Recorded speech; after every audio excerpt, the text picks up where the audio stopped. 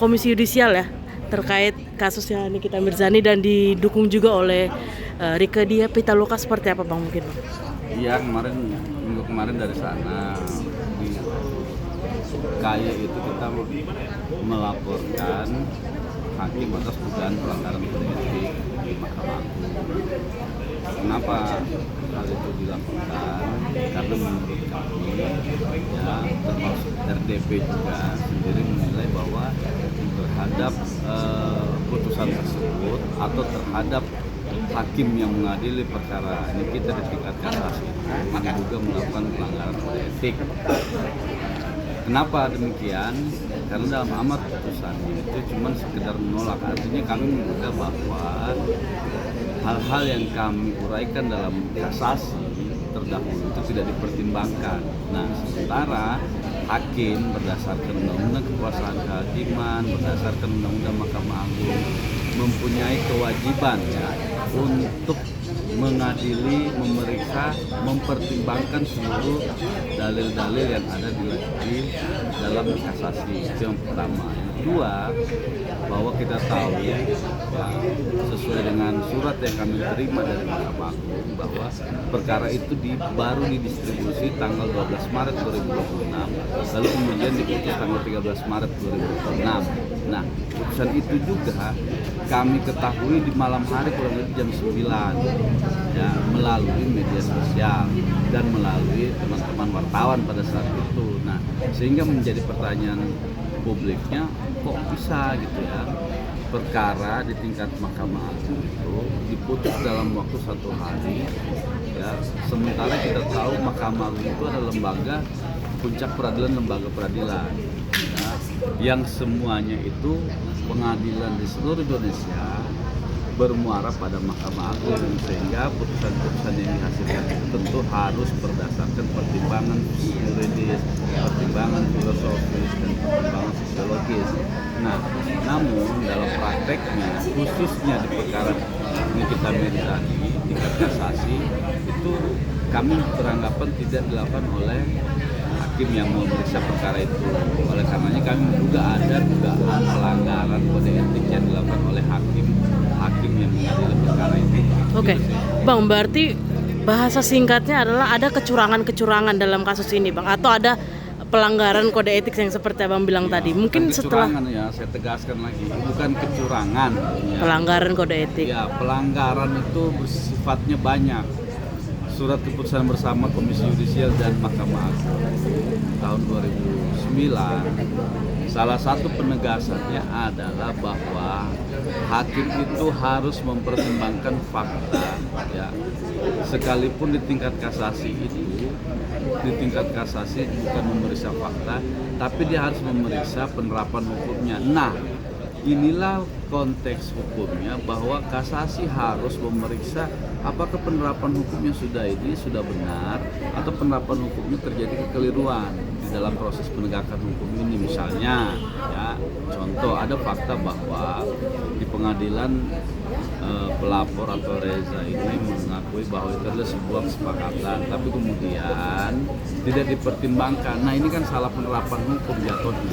Oke, Bang, setelah mendatangi Komisi Yudisial juga kemarin bersama RDP dan adiknya, kakaknya Nikita Mirzani, hasilnya bagaimana, Bang? Diterimkah atau bagaimana? Ya, laporan pengaduan pasti diterima, satu. Yang kedua, hasil positif yang kami dapat itu, kalau saya nggak salah ingat, 2 hari atau 3 hari setelah membuat laporan, kami langsung mendapat tanggapan dari Komisi Yudisial bahwa terkait dengan ini bisa mendatangi Komisi Yudisial untuk mengajukan atau memberikan dokumen-dokumen pendukung tambahan lainnya. Nah, maksud kami positifnya adalah dalam waktu yang singkat ya, KY sudah memberikan tanggapan yang cukup serius terhadap laporan yang kami ajukan. Tanggapannya seperti apa? Sudah mengetahui, Bang? Ya, tanggapannya tadi itu kita langsung diberikan waktu untuk memberikan bukti, menambahkan dokumen dan lain sebagainya, tanpa biasanya kan perlu waktu 2 minggu untuk mengklarifikasi itu lagi. Dan respon dari Nikita Mirzani setelah mendengarkan ini kabarnya cukup baik buat dia. Ya. Responnya bagaimana bang? Responnya semangat, ya malah dia bilang ya harusnya yang tingkat pertama, tingkat kedua dilaporkan. Nah itu lagi kami pikirkan juga, nanti mungkin di hari Kamis ya lusa kami akan ke KY lagi dan akan membawa pengaduan baru di sana. Oke, pengaduan barunya apa bang? Sama pelanggaran kode etik. KY kan sifatnya etik, nggak boleh di luar dari itu. Kalau di luar dari itu namanya bukan pelanggaran etik gitu. Bang, ini bisa dibilang sebagai titik cerah juga nggak sih bang buat Nikita Mirzani tengah huru hara kasus ini bang? Apa? Titik cerah buat Nikita Mirzani.